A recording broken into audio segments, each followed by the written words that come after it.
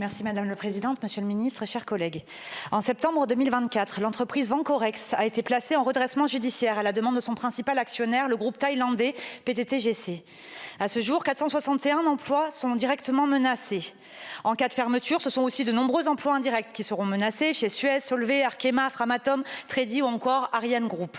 Car oui, on parle bien là de notre souveraineté, Monsieur le Ministre, notre souveraineté sur le carburant utilisé par la fusée Ariane, sur les éponges de zirconium utilisées pour le lainage des réacteurs nucléaires ou sur la fabrication des pastilles nécessaires au traitement de l'eau potable.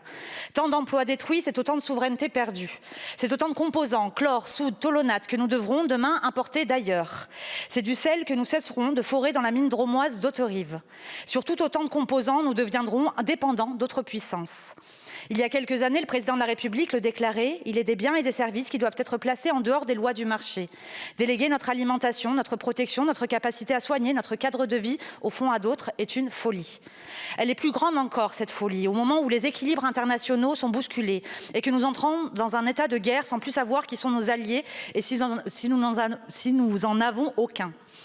Monsieur le Premier ministre, que nous avions interpellé, a dénigré la demande d'une nationalisation temporaire de cette industrie, une demande appuyée non seulement par 100 parlementaires, mais aussi par toutes les organisations syndicales et les élus locaux. Cette injure faite à leur mobilisation revient à accepter, sans rien faire, de fermer 2 plateformes chimiques sur les 18 que compte notre pays. L'équilibre économique pour Vancorex serait, selon l'analyse indépendante, retrouvé en 2032. Nous avons le choix, Monsieur le Ministre, face au dumping de produits, notamment chinois, laisser partir petit à petit nos capacités de production et déliter notre tissu industriel, ou bien se donner la possibilité, grâce à nos savoir-faire, nos compétences, nos outils industriels majeurs, de mettre autour de la table tous les acteurs afin de tenir financièrement jusqu'à 2032. Dans 2 jours aura lieu le jugement de mise en liquidation de l'entreprise Vancorex au tribunal de commerce de Lyon. Que ferez-vous pour sauver cette entreprise ?